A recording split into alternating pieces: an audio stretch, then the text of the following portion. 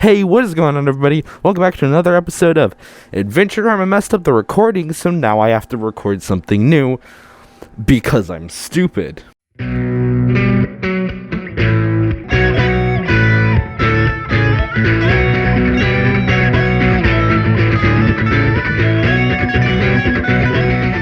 Clone Drone in the Danger Zone, not only one of the best named video games in the past few years, but also just one of the best. Clone Drone in the Danger Zone is the definition of fun gone right. Like, you have games like Muck and Crab Game, which are fun, don't get me wrong, but completely lack any quality, which is not a bash on them. I love it to death, like Tabs. And its lack of quality is what makes it fun.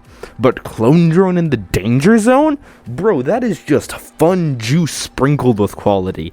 Dismemberment, gladiatorial style fighting that actually makes sense in context of the world they built. It's amazing, bro. It's what happens when you add comedy, a bit of silliness, and just fun gameplay in there, and it's beautiful. And this game is so simplistic that it's easy to understand and, like, really, it's something you can really master very easily and just keep getting better at. I kid you not. With this thing, the sword, that's the main thing you're gonna get. There's two attacks. There's downswing and side swing. For the bow, there's just shoot. For the spear, just stab. For the hammer, side swing, downswing.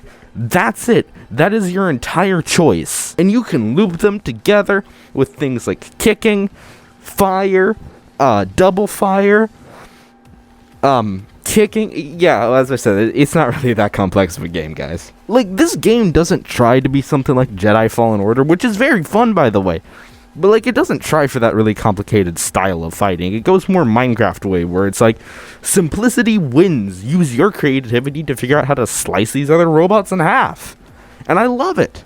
Because frick robots. So let's talk about the skill tree that this game provides you with. It's an absolute monstrosity, and I love it. First off, all hail Construction Bot. He's amazing, and I love him, and we should always honor him. And I'm going to get a poster of him and put it up in my room. I'm not kidding. I'll tell you guys when that happens. I literally want to do that. So let's start off with the simplest upgrade, so the standalone. Number one, you got clones. It makes a clone of you. It's just an extra life, which you can kill.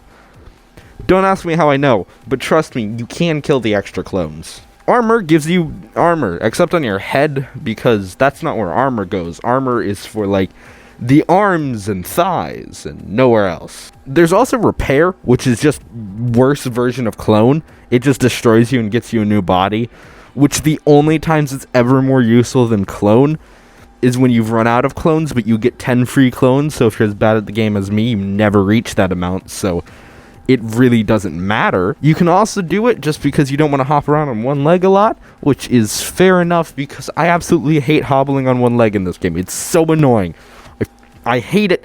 Dismemberment is not poggers. Alright? I'm saying that right now. This is an AK special moment. Dismemberment, not poggers, except in real life, because then it's really funny. Jetpacks, you go fast. No, that's quite literally it. It's just a Sonic upgrade. Kick upgrades. You can kick, knock people over, kick better, kick people into other people, and get up quickly. You know, how you get up? By kicking things. Hey everybody, Editing AK here. This actually does make sense because you kick the air to get back up, but I didn't feel like mentioning that whenever I record this, so frick you. Welcome to your first and main weapon, the sword. It has a pretty simple tech tree. You can either set it on fire or redirect arrows. Yeah, no, I'm not kidding. That's the way this game works. Either you get to redirect arrows well or just set the sword on fire. Hammer, you can smash with it, and yeah, that's about it. You can either just make it bigger or also set it on fire. There's a lot of setting fires in this game, which is weird. You wouldn't think a game about robots would have so much setting things on fire in it, or so much lava, but it has a lot of it, like a concerning amount of it. You also got the bow, which continues the thing, which continues the line of logic by basically meaning you can set your arrows on fire, make them bigger, or stop time. You know, the natural progression of things. Big arrow, hot arrow, and time freezing arrow. You know, the three elements. Welcome to Stabbity Wabbity, or the Spear, which you can set on fire, shocking, I know, or get a shield, in which you can hit people with after a kick upgrade and the shield dash upgrade, because they're two different upgrades. And yeah, that's about it. You can just set it on fire and gain a shield. You don't really do much to the Spear. I wish you could have just, like, made it longer. I want Clone Drone in the Danger Zone, but with, like, just a comedically long spear. You can also increase your energy, which basically gives you a flame breath at the end of that, because if you ever want to breathe fire, you can do that in this game, but you can also shoot more arrows and go farther with your jetpack, and do shield bash more often. Games that I mentioned, like Muck and frickin' Tabs, usually don't play a lot into their story. And Clone Drone in the Danger Zone kind of falls into that trap. It doesn't have that great of a story. Editing AK here to say that the story serves its purpose. It's great. I'm just saying it's not super in-depth. But it does have a story mode. It's one of 3 main modes, and out of 4 modes, there's one multiplayer mode that I don't play. There's Endless Mode, which is basically just going through the arena, see what their highest level is. I don't know what mine is. It's up on the screen right now. It's probably comedically small. There's also Challenge Mode, which challenges you to play games in several different ways, my favorite being the kick one, and of course, Random Upgrade, because all hail Construction Bot. So, the single-player campaign mode, it starts off by just throwing you in the arena. You know, the gladiatorial stereo fights, you fight through 10 levels, and it's awesome because this game does gladiatorial fights amazingly. You want to lose a leg, lose an arm, lose half of your face. Doesn't matter. This game just arbitrarily chooses what people can have and what people can't. Shave off half your back? Fine. Shave off a pixel off of your head? You're dead. Clone Drone in the Danger Zone. Hitboxes? Where are they? Please. Please tell me where the hitboxes are. I'm very scared. So you reach level 10, and then this blue-haired liberal comes on and is like, hey, I'm gonna lower those garbage chutes. You can go through and escape because, you know, you want to leave this. You don't want to fight as a robot forever. I don't know, though. It is kind of fun, and the game does give you the option to just endlessly fight in endless mode, so I don't know. I don't really know if I want to, you know, trust this person, but I'm forced to. So anyways, you run through the garbage chutes and basically make your way through to escape. At this point here, you can die here. Don't ask me how I know you can die here. Just trust me and stop asking questions. I swear I didn't die here. That's never happened. I totally didn't just run into them the first time I ever played this game like a stupid idiot. That never happened. Stop asking. Anyways, blue hair lady, it's been a day since I wrote the rest of the script, and I've already forgotten her name, and only now recording did I realize I didn't mention her name before now. I just have it in the script that I'm like, forgot this person's name. I don't mention this person's name. Her name's Amelia, by the way, or Emily. We'll get into that later. Actually, no, we won't. We're not getting into that. Her name is Emily or Amelia, and I don't care which one you use. Anyways, Liberal over here tells us that, like, oh, if you want to get out of storage, fight, get to level 10, and I'll help you out of here. So, Chapter 2 follows the exact same pattern where you have to get to level 10 before the garbage bots come and, like, take you away, actually. That's pretty cool, because usually these guys, you, like, see them, but you don't really think about them. Unless you're me. I killed them once. It's very fun to kill the garbage bots, but I also love them, and they're my favorite characters in the game. They're so cute! Look at them go! They clean up what is the equivalent to dead human body parts. So, think about that next time you're like, oh, look how cute they are. They eat their own people. They don't, but I'm just gonna pretend like they do. Anyways, they grab you and fly you off towards a secret base where you get almost curb stomped by the other human who you just got out of as. And then they're like, oh, a human, a huggy wuggy. And they give you a big old hug, and then we're into Chapter 3, which consists of trying to board the fleet communication center tower. What is it called? I forgot. Let me look at my script. So, you're tasked with going to the fleet communication beacon, figured out what it was called, and, you know, getting onto the fleet so that you can save Earth from the robot fleet. So, you've ever wanted to be a robot businessman? Clone Drone in the Danger Zone, Chapter 3, giving business bots obsessive force since 1992, plus about 2 decades. Clone Drone in the Danger Zone, AK can't count. Anyways, yeah, you get to be like just business bots. They're just like super buff, and by buff, I mean they have a sword. So you get to fight through this like pretty cool area with a lot of super cool upgrades, and then like this elevator gets blown up. I think that's in chapter 3. Honestly, I don't remember. So you finally make your way up to like the top floor where you get to fight the Fleet Overseer, which is honestly an epic boss battle. Let me tell you, chapters 3 through 5 have absolutely amazing boss fights. They're genuinely awesome. Like this guy, almost all of his attacks are unblockable, which makes him a pain to deal with and makes it really scary whenever you have to go close quarters to kill him, which is the most effective way to kill him, but is terrifying because he's a hulking beast with armor, a hammer, a freaking laser, and lots of bombs. After defeating him, Emily shows up and it's like, "Woo, you did it. I'm gonna send you to the fleet now." And then the Emperor freaking falls through the sky and obliterates you. By the way, we saw the Emperor like a while back in chapter 1. And he was just kind of sitting above us, watching us fight, and you couldn't really hurt him. So yeah. Anyways, so then he reveals that Emilio was the first human to ever escape and brutally murders her. Yeah, no, he just straight up wipes her from existence. Clone, you're in the danger zone. Kid friendly. Anyways, you actually get your mind transferred aboard a sword bot on one of the fleet ships, which, welcome to chapter 4, Parasite. You literally become a parasite. You become a computer virus that anytime anyone kills you, you transfer your consciousness into their brain. So, yeah, you're literally a parasite that anytime somebody kills you, you take over their body and force them to kill their companions. Think about that next time you're having fun destroying robots. Haha! It's not funny, it's actually mildly terrifying. So, this follows about the same structure, but, like, slightly different because you get to, like, die to robots and take over their powers, which just means you get very specific skill sets. There's also this hilarious moment where this bot tries to convince you that they're another human by being, "Hey, me human, I found water." We are sending our top diplomat to meet you. I have found some water.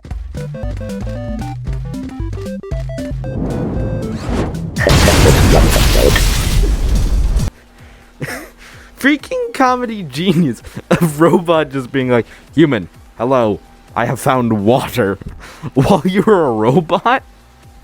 Like, this is a running joke in this series that, like, all the robots think that, like, humans are obsessed with water. And it's hilarious, bro. I love it so much. You then have to fight the fleet analysis bots, which is a genuinely, gut-wrenching boss fight because there's just so many people. And they're so annoying. And, like, you can't block any of their attacks properly because the most effective way to kill them is with a hammer.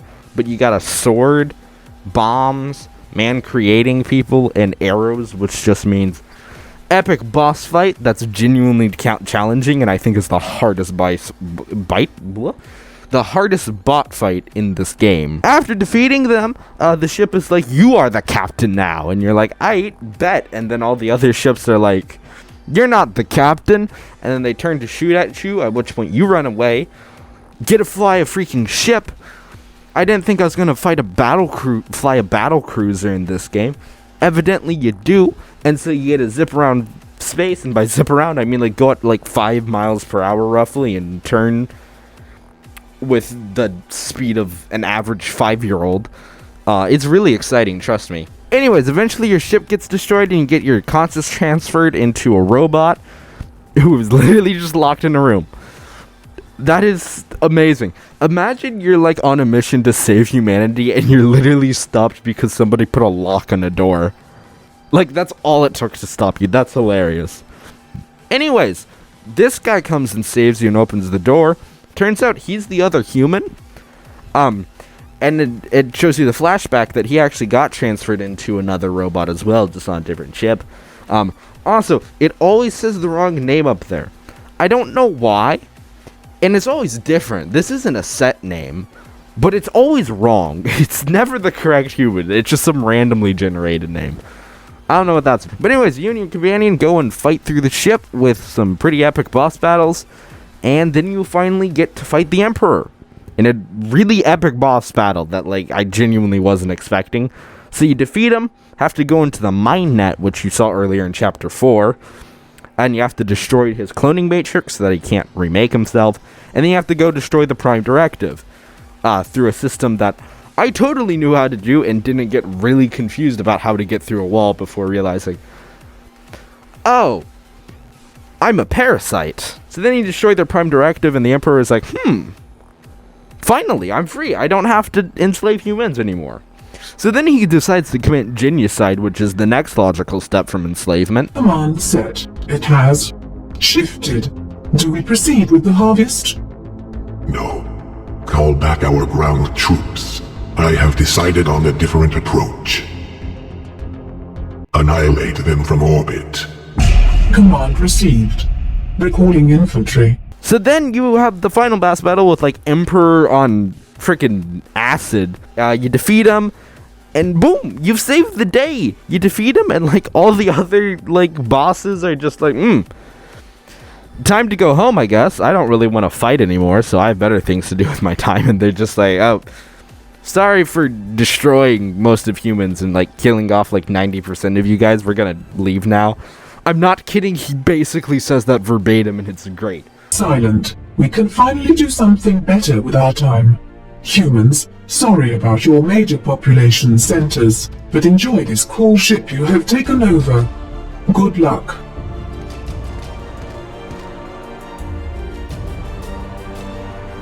So anyways, then all these humans appear, and they start dancing like this. You know, when you're happy. Alright, some other things. I love the enemies in this game. They're all cool. Everyone feels unique. Well, not necessarily unique, but each feels distinct from each other and like they have different skills. There's way too many to go over, so I'm just going to break it down a bit here. Basically, most things are brought down into Mark 1, 1 through 5, and jetpack bots. So you got like swords, sword bot Mark 1, sword bot Mark 2, etc., etc.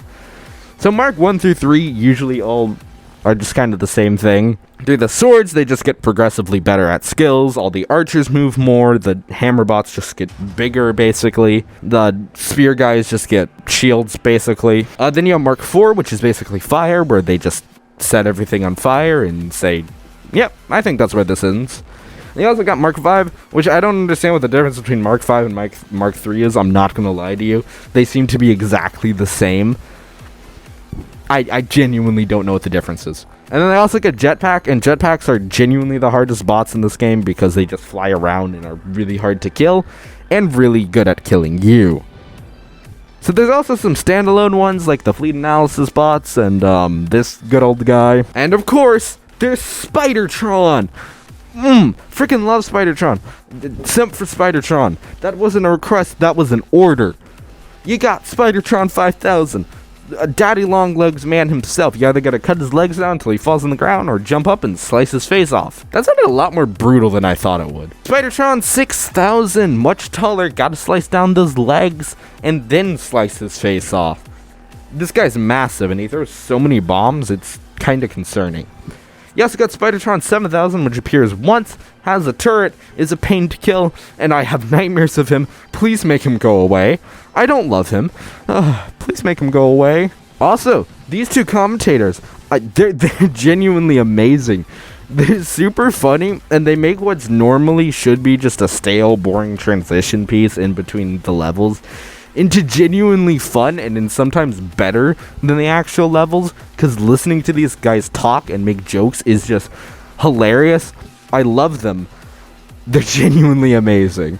Everything about this game is amazing. Pick it up if you just want to have a blast playing a fighting game. It's genuinely so good. Like, for example, I want to show you some of the little details, and this is just something I only recently noticed. So you're given a human with a name, an age, a favorite color, and an occupation. Now, usually their colors will just be like red or green, but sometimes it's like help, no, please God, you know, stuff like that. So what I only realized is happening is that whenever the humans died and the robots made them their bodies, they asked the human what their favorite color was. So some people were just like red, but then other people were just crying out in fear. That's freaking hilarious. And that's actually has plot significance too, because that's how Amelia got into their network. She said her favorite color was just a bunch of hostile injection code. That's awesome. That's such good foreshadowing. And I didn't even notice it until now. It's amazing and also hilarious. I love the color Help. The game itself is really charming. Not only is it fun, it has a very good sense of humor, which is very self-aware, and it's not like rolling on the floor laughing, but it's humorous, it's self-aware, it's very comedic, it's silly humor, and I live for that. It's great. I love it. I cannot recommend this game enough. So yeah, if you have a few bucks to spare, go ahead and pick it up on Steam. It's amazing, and like developers still pay attention to it. It receives vaguely, no, it actually doesn't receive updates that much, but when it does, they're all good. And with that, that's all I got. Now frick off and go touch some grass. Peace.